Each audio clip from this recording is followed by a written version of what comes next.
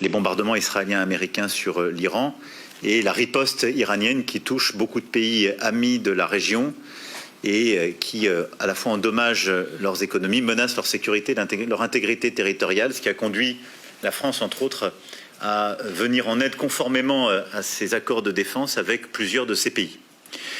Le G7 s'est réuni aujourd'hui d'abord pour organiser le travail sur les mécanismes à mettre en œuvre pour la liberté de navigation et la sécurité maritime. Et donc nous avons acté les 3 axes que la France avait pu déjà définir pour elle-même.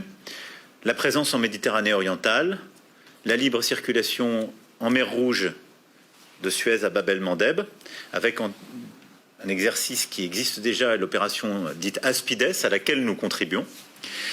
Enfin, la nécessité de mettre en place un travail qui prendra plusieurs semaines, mais de coordination de plusieurs marines pour pouvoir escorter au moment voulu et assurer la libre circulation dans le détroit d'Ormuz. Les conditions aujourd'hui ne sont pas remplies.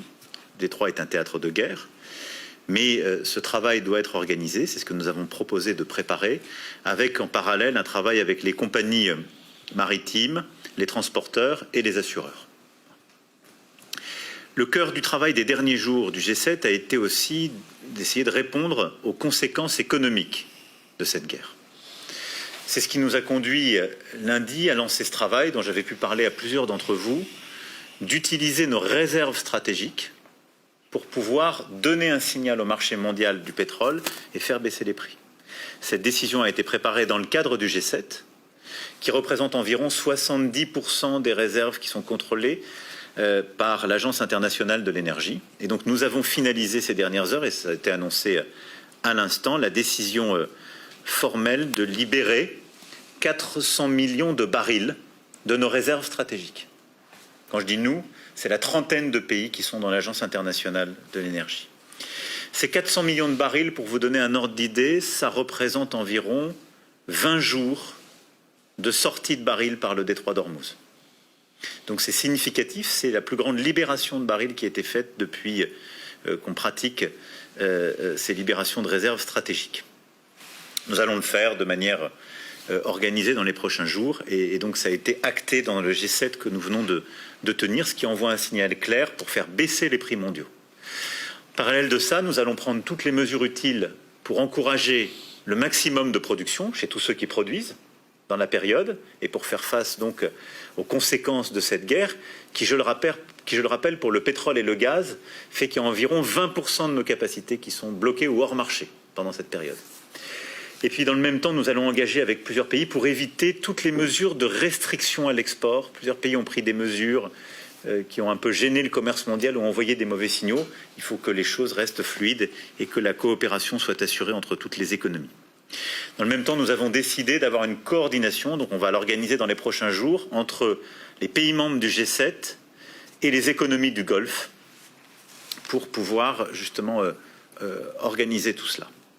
En parallèle, nous allons lancer les travaux pour évidemment suivre de près tous les impacts plus spécifiques, les tensions qui pourraient exister sur certaines catégories de carburants, et évidemment continuer de surveiller les conséquences sur le gaz, mais surveiller aussi les conséquences pour nos agriculteurs, puisqu'il y a aussi beaucoup d'engrais qui sont dans cette région.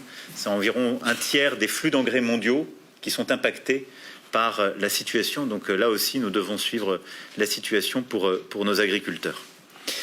Au-delà de cela, nous avons acté également dans ce G7 que cette situation ne justifiait en aucun cas de lever les sanctions qui existent à l'égard de la Russie, qu'elle devait continuer cette situation ne devait pas évidemment réduire notre attention à l'Ukraine, au soutien à l'Ukraine et à la clarté que nous avons en termes de sanctions à l'égard de la Russie.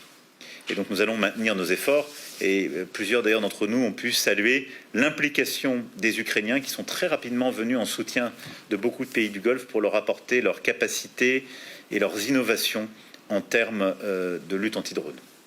Voilà les quelques mots que je souhaitais faire pour vous rendre compte de ce G7 qui donc a permis d'apporter des réponses concrètes pour nos compatriotes en termes de prix de l'essence à travers cette mesure justement sur les réserves stratégiques de nos économies. Je vais maintenant répondre à vos questions. Merci. Merci, Monsieur le Président. Vous avez dit en début, en ouverture de réunion, que vous alliez aussi faire un point sur la situation sur le terrain en présence du président Trump. Est-ce qu'il vous a donné une vision un peu claire de son intention sur la durée de cette guerre, puisqu'il y a des déclarations contradictoires entre les différents dirigeants américains et israéliens, et sur les objectifs de cette guerre, et par ailleurs sur les sanctions contre le pétrole russe? Est-ce que du coup il s'est engagé, il est revenu sur ses propos de l'autre jour quand il avait dit qu'il était prêt à lever des sanctions sur le pétrole russe? Sur la situation aujourd'hui et l'évolution de ce conflit, il ne m'appartient pas de parler à la place du président des États-Unis d'Amérique. C'est lui qui clarifiera dans les heures ou les jours qui viennent. Ce qu'il veut dire, ce qui est clair, c'est qu'il est évident pour tous qu'aujourd'hui, il faut pouvoir définir des objectifs clairs sur le plan militaire et politique à ce conflit. Il y a déjà aujourd'hui des dommages considérables qui ont été portés aux capacités balistiques, militaires de l'Iran. L'Iran néanmoins continue d'agresser plusieurs pays de la région. Et donc ces capacités ne sont pas réduites à zéro. Et dans le même temps, plusieurs groupes qui sont liés à l'Iran continuent d'agir. Je pense en particulier à ce qui se passe en Irak ou au Liban. Donc il appartiendra au président des États-Unis d'Amérique de clarifier à la fois ses objectifs finaux et le tempo qu'il veut donner aux opérations. Pour ce qui nous concerne, nous devons continuer de défendre nos ressortissants, ce que nous faisons, nos emprises. Nous devons être en situation d'être responsables et à la hauteur de nos alliances. Et donc nous sommes depuis le premier jour aux côtés de nos partenaires. Nous sommes aux côtés des pays qui sont les plus touchés et vis-à-vis desquels nous avons une responsabilité particulière. C'est ce qui a justifié l'arrivée d'ailleurs ces dernières heures de l'aide humanitaire à laquelle je m'étais engagé pour le Liban. Et du travail au long cours que nous allons poursuivre aux côtés du Liban pour lutter efficacement contre les actions du Hezbollah et permettre au Liban de restaurer sa pleine souveraineté. Et enfin, nous allons structurer et poursuivre le travail pour la liberté de navigation. En la matière, c'est ça le cœur de notre rôle. Et comme je le disais, en parallèle de cela, il y a eu un consensus. Donc je vous confirme que dans les conclusions de ce G7 que j'ai pu tirer, j'ai résumé en disant qu'il y avait un consensus qui n'a pas été rompu pour dire qu'on ne devait pas changer notre position à l'égard de la Russie et maintenir l'effort pour l'Ukraine. Et enfin, nous devons évidemment continuer de répondre aux conséquences économiques de cette guerre. C'est ce que nous avons fait par ce G7, les décisions des derniers jours sur la libération de certaines de nos réserves stratégiques et de manière plus nationale par les mesures que le gouvernement prépare. Sur la partie énergie, justement, Monsieur le Président, est-ce que vous pouvez nous préciser quelle est la quantité qui va être puisée dans les réserves françaises en termes de pétrole? Et vous parliez à l'instant des mesures que le gouvernement pourrait prendre pour protéger le pouvoir d'achat des Français. Si jamais, en effet, ces réserves stratégiques ne suffisent pas à limiter la hausse, est-ce qu'il faut prendre des mesures, protéger le portefeuille des Français, quoi qu'il en coûte, au risque d'accroître le déficit? Les réserves stratégiques, c'est un maximum qui a été donné.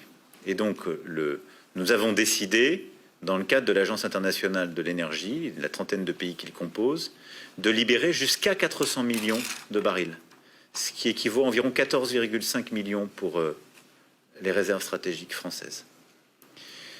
C'est un maximum. On va le faire par étapes, en fonction des évolutions du marché, en se coordonnant avec nos principaux partenaires. Nous avons encore beaucoup d'autres réserves derrière, mais c'est une intervention de marché qui est importante.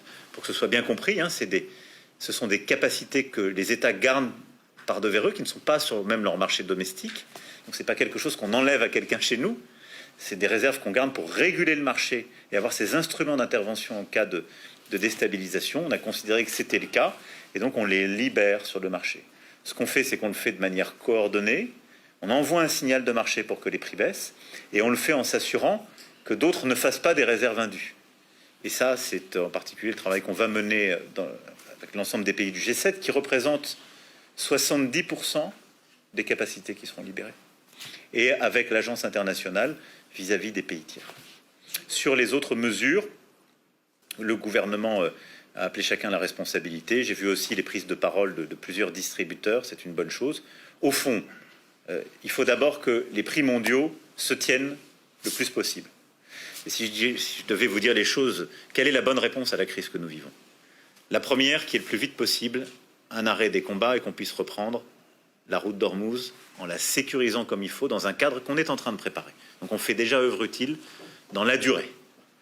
Deuxième chose, tant que nous n'avons pas ça, il faut pousser ceux qui peuvent à produire davantage, éviter tout dysfonctionnement de marché par des comportements inappropriés où les uns ou les autres réduisent les exports ou bloquent le commerce mondial, et faire des interventions techniques comme on vient de le faire en relâchant nos capacités stratégiques qui sont faites pour ça.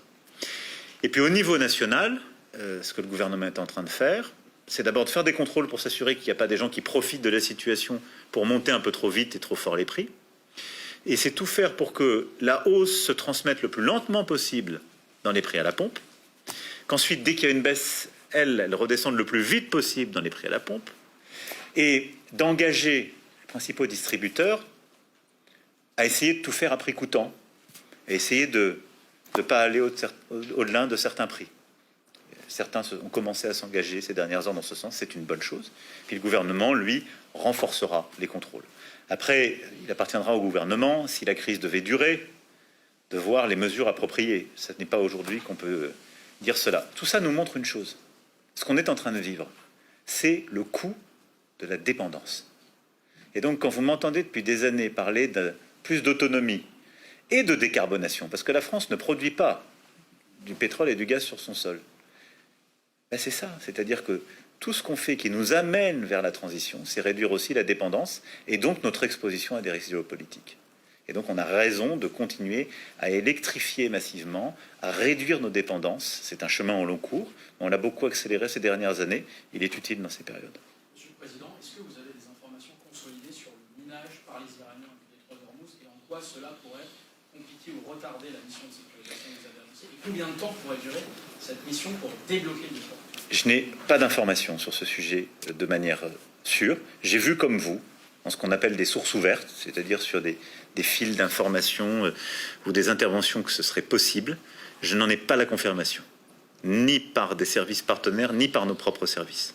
Donc je ne peux pas vous répondre, je ne peux pas répondre à cette question. Évidemment, ce serait un choix lourd qu'auraient fait les Iraniens, mais je ne veux pas commenter quelque chose sur lequel je n'ai pas de certitude. Aujourd'hui, en tout cas, c'est une zone de guerre. Donc aujourd'hui, on ne peut pas sérieusement considérer qu'on peut reprendre le commerce international. Et donc, il y a plusieurs centaines de tankers et de porte-conteneurs qui sont aujourd'hui à l'arrêt des deux côtés du détroit. Et donc, il faut d'abord que les conflits cessent, et ensuite que le travail se structure. Il est à la fois sécuritaire, il est aussi technique. C'est tout ça qu'on prépare.